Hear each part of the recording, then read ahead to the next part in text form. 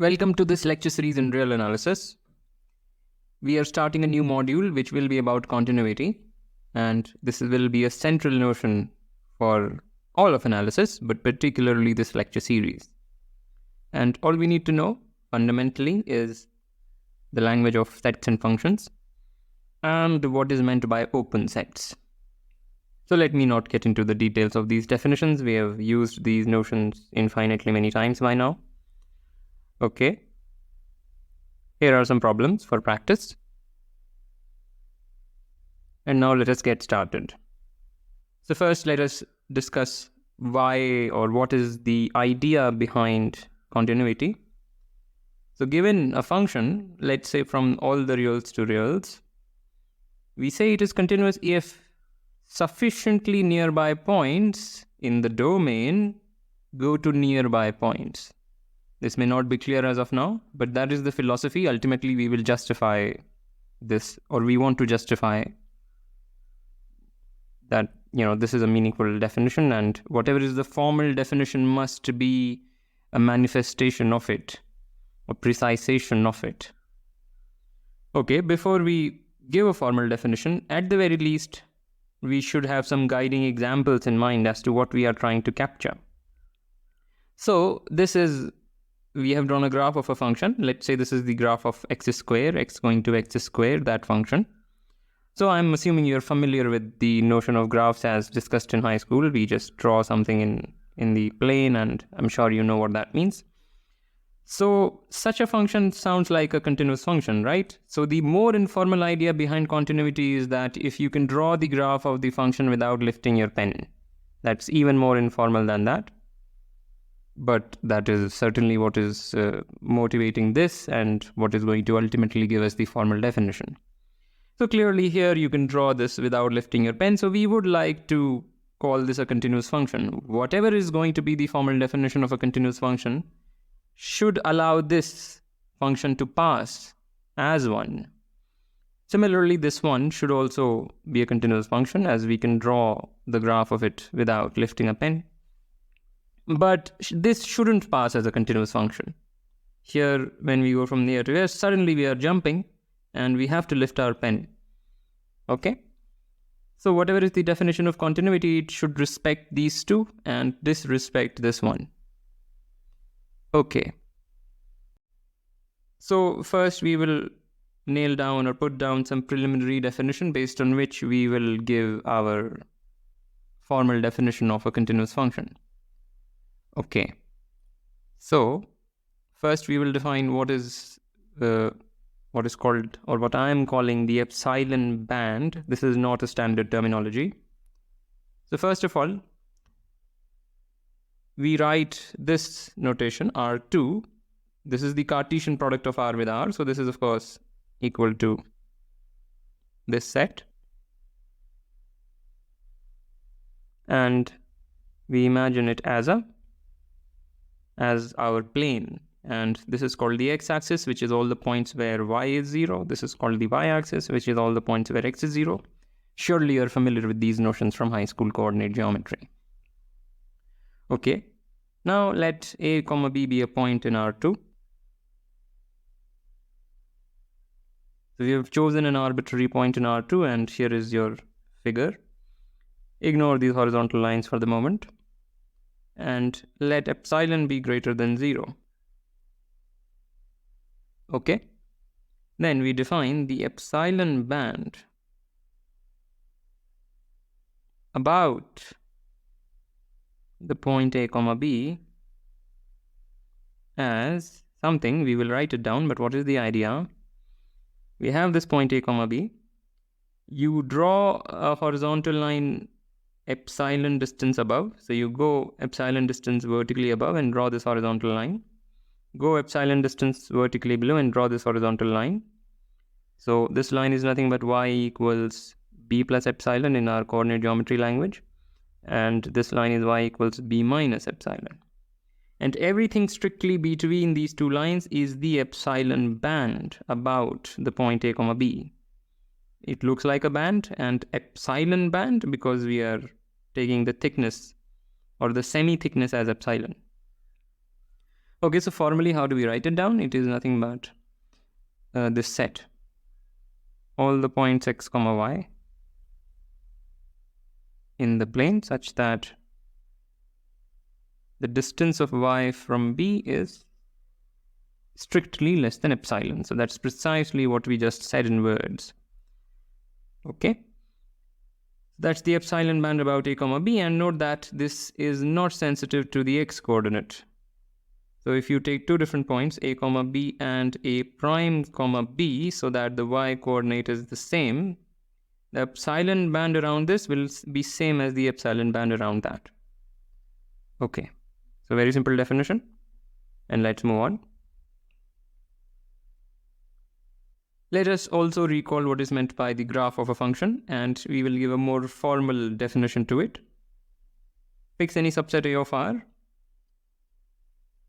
Well, and if it is just some arbitrary subset, we may not be able to draw it very well. If it is a very really messed up subset, like let's say the set of rational numbers, it is very hard to draw it. But it doesn't matter. We can still define what is meant by the graph of this function. So how do we define it? The graph of f is defined as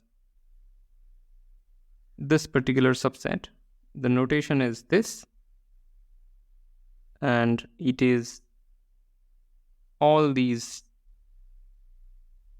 points in R2 where x varies in the domain of the function. Okay?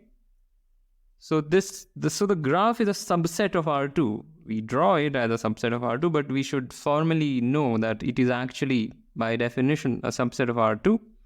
And above every point of A, you go fx distance above and mark this point, and that will constitute the graph of f. As an example, if you take this function, which takes x to x square, then this white thing is the graph of f. So that's a very simple example. Okay. So let's move on. Now we will talk about restriction of a function. This I am also sure you already know.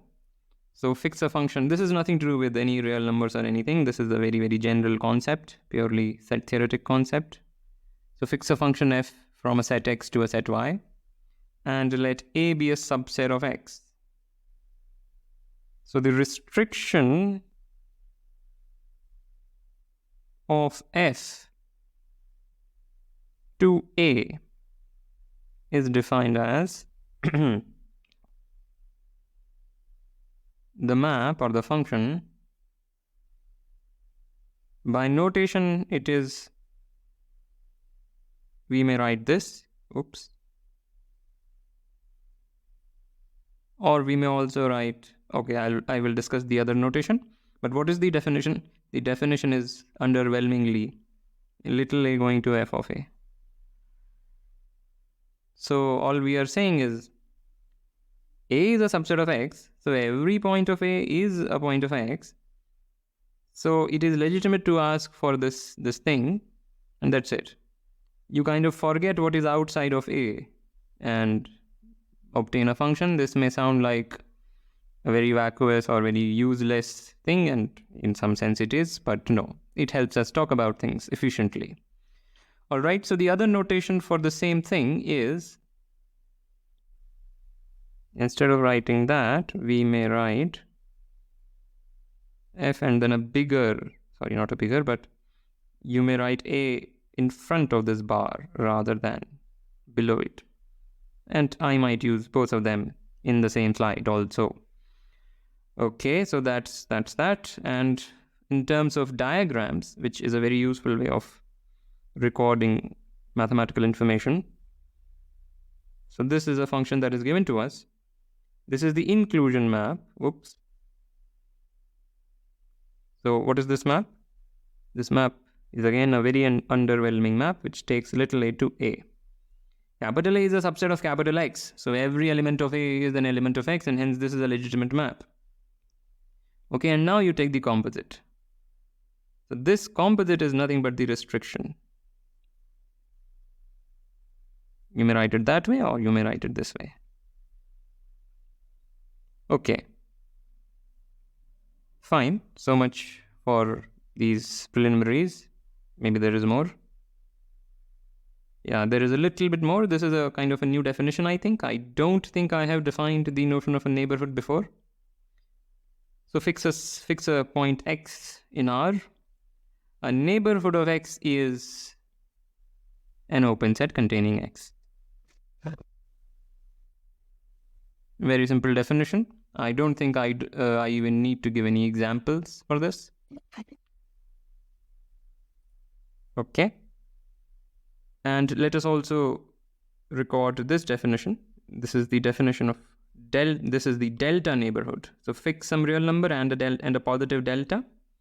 The delta neighborhood of X is this open interval.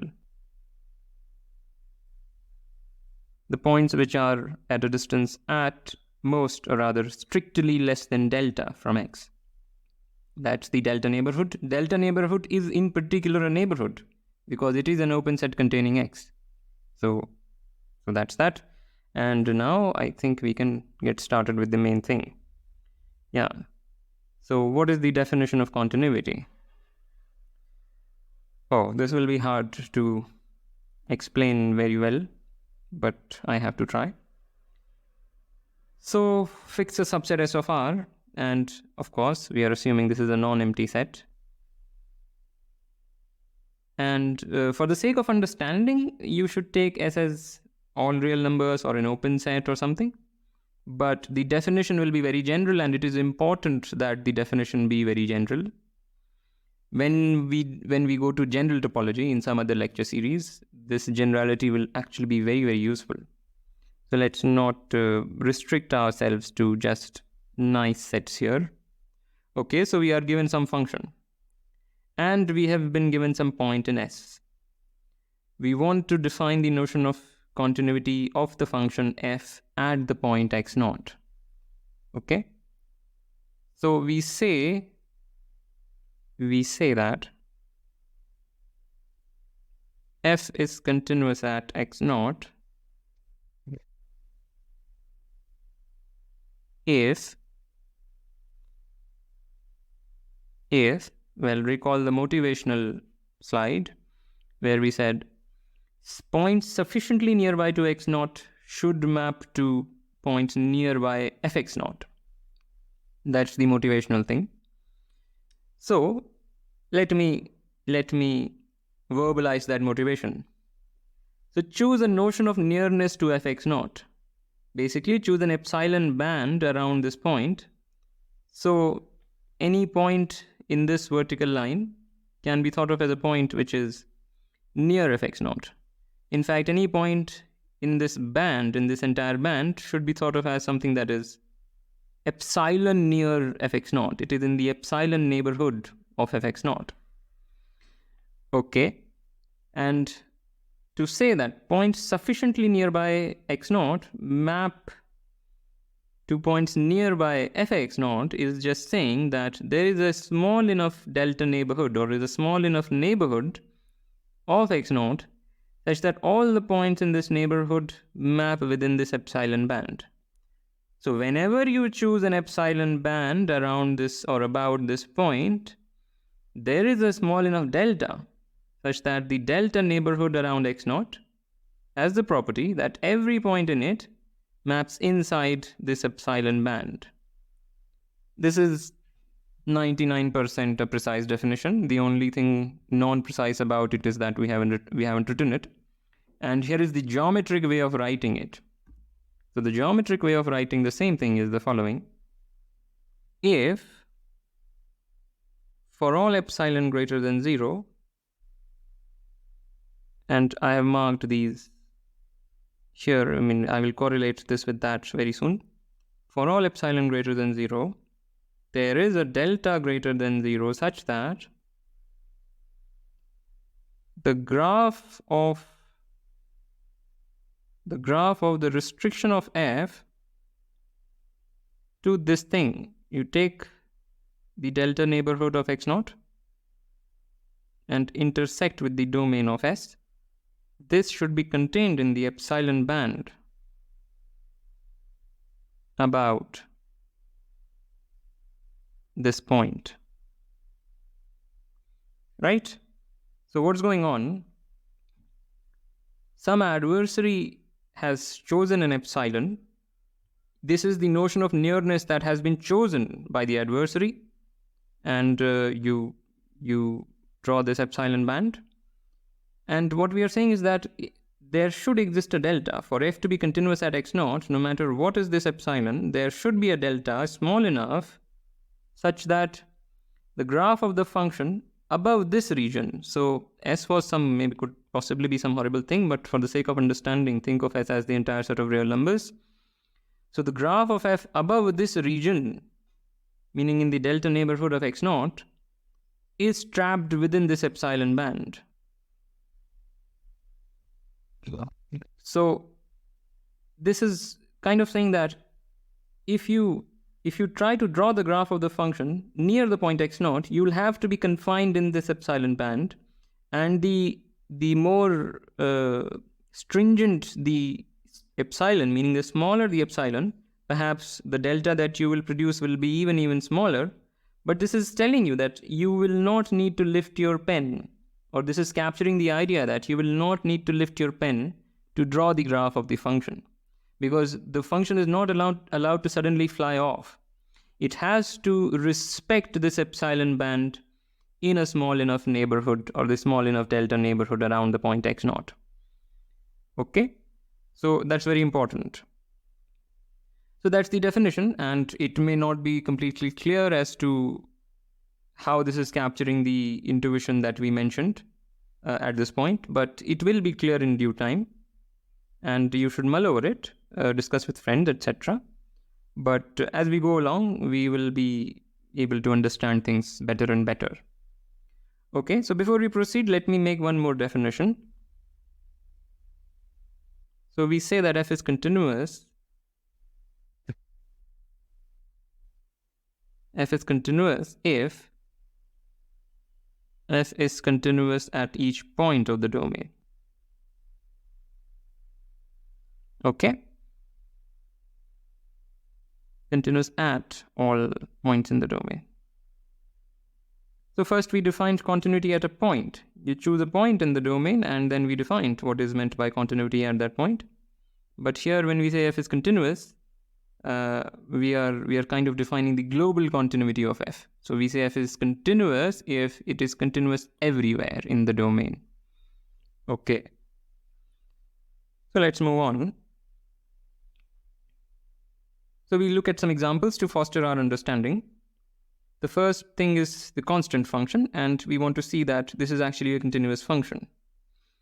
So fix some function f from a subset S to R, and let's say f of x is, for concreteness, 7 for all values in the domain. So 7 is some arbitrary number I just chose. Okay. So let's see why this is a continuous function.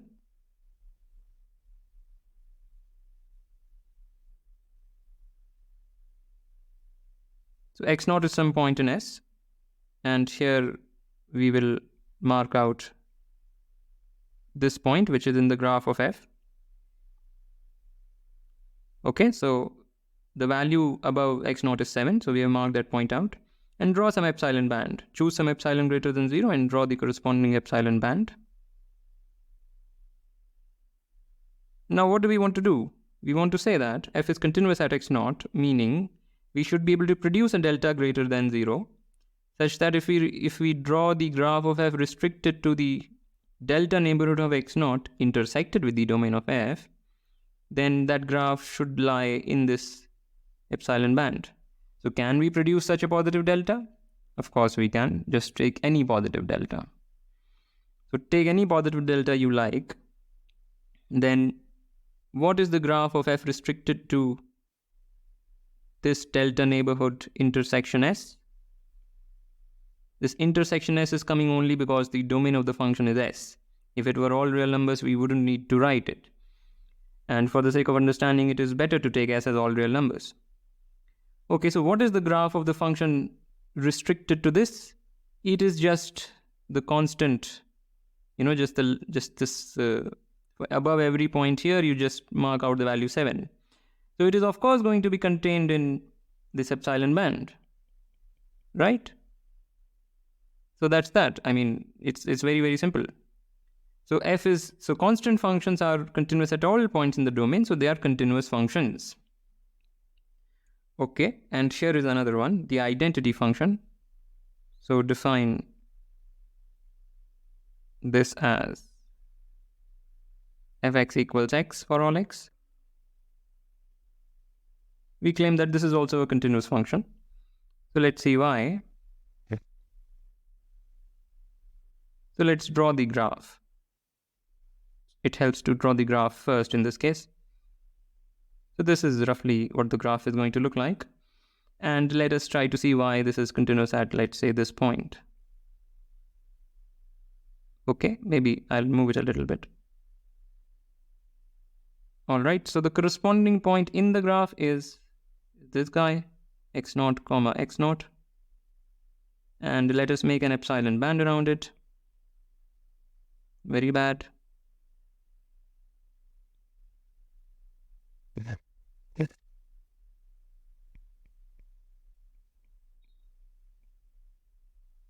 Okay, we've made some epsilon band around it. All right. Now, what do we need to do to prove that the function is continuous at x0? We need to produce a delta such that the graph of the function restricted to this delta neighborhood is contained in this epsilon band. And can we produce such a delta? Well, such a delta, you can take delta to be epsilon, and that works. So why does that work? Since this is a 45-degree line and this is epsilon, this is also epsilon. Okay?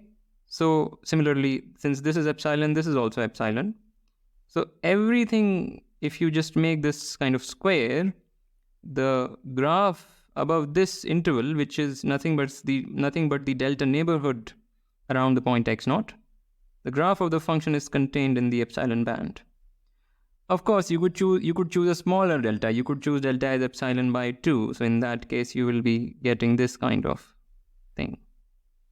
Anyway, so I hope you can see that this function is continuous.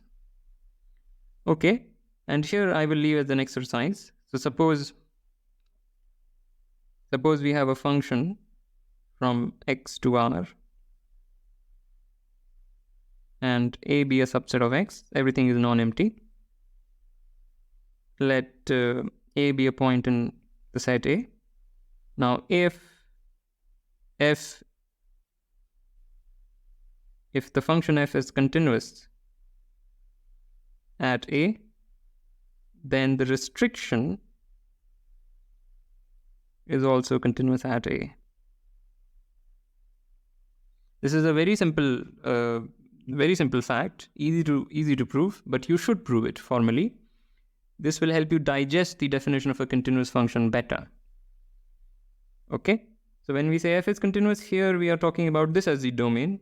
But when we say this is continuous, we are talking about this as the domain. Okay, lastly, let's talk about the square function, the function that we saw earlier. Right? So why is this a continuous function? We will not give a formal proof. The formal proof will come in subsequent lectures. But here, let's just try to see it visually. Choose a point x0 and take the corresponding point in the graph. The color is somewhat horrible. That's the corresponding point in the graph. Make an epsilon band.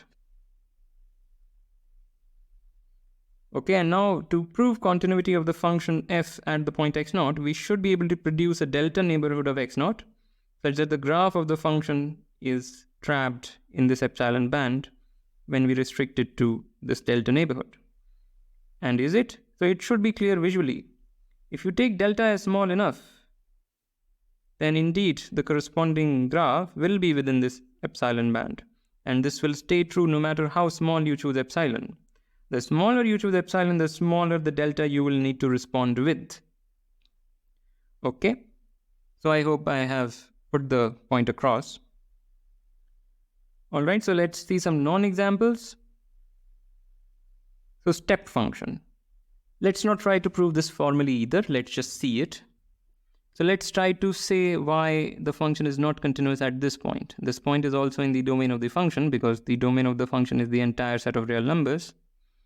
Why is it not continuous at this point? The value at this point is this, meaning this number, which is 1. And the point in the domain is also 1. So let's make an epsilon band around, so before we go there, this is our x0. x0 is equal to 1. And let's make an epsilon band around the point x0, 1. So we have chosen some positive epsilon and made the epsilon band. And now, no matter what delta you choose, if you take the delta neighborhood, and let's say epsilon is less than half. So the epsilon we chose, let's say, is equal to half. Our epsilon is equal to half.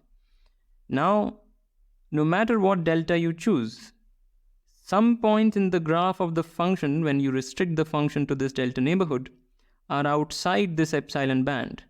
Which points? These points. The point on the left side of x0, they do not map under the graph of the function, they do not lie inside here. You draw the graph of the function restricted to this delta neighborhood. Some points of the graph are outside this epsilon band, and therefore the function cannot be continuous at x0 because no matter what delta you choose, you always fail. So this function is not continuous. You can write down a formal proof almost. From what has been said, you can write down a completely formal proof of it. Okay. This example is a very standard and famous one.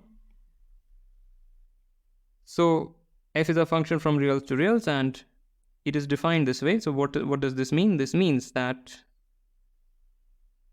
it takes the value 1 if x is in...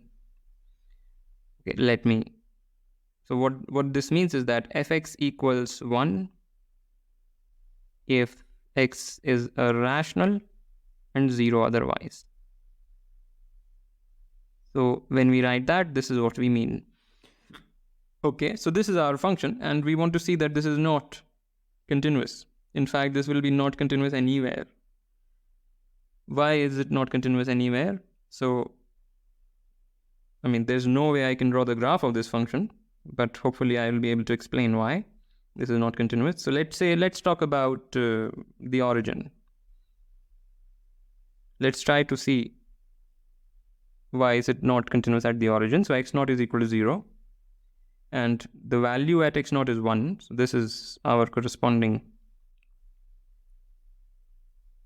point in the graph of f. And we make an epsilon band where epsilon is small. Let's say epsilon is half.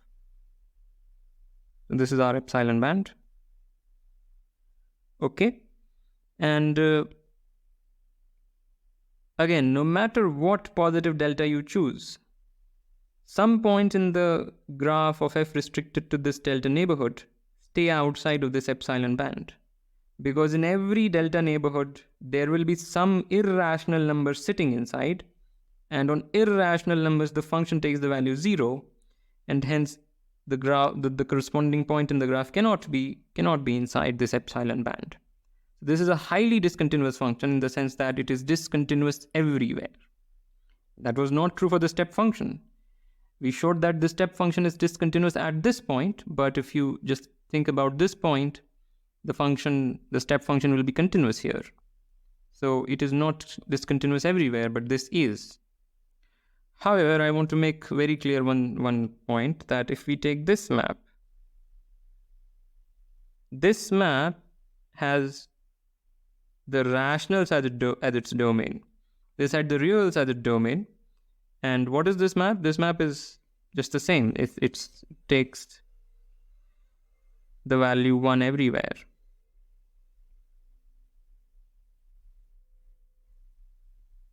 Okay, that's this map. So superficially, it may look like this map and that map are the same map, but they are not.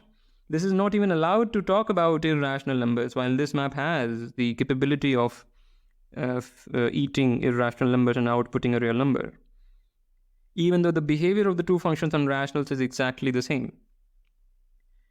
This was discontinuous everywhere, but this is continuous everywhere. Okay, this is a constant function. We talked about constant functions, that constant functions are continuous everywhere. This is far from a constant function. So the point I'm trying to make is that the domain matters. If you change the domain of a function, the continuity may get disturbed. So even though restrictions of continuous functions are always continuous, the restrictions of discontinuous functions could be continuous, could be discontinuous. So the implication doesn't go this way. Okay, so let's be very clear about this thing. And if this is confusing, that should be a cue for you to stay on these things and clarify them. Clarify them for yourself by thinking about them. Okay? So yeah, so that's the end of it. As usual, like, comment, share, subscribe, and I will see you next time.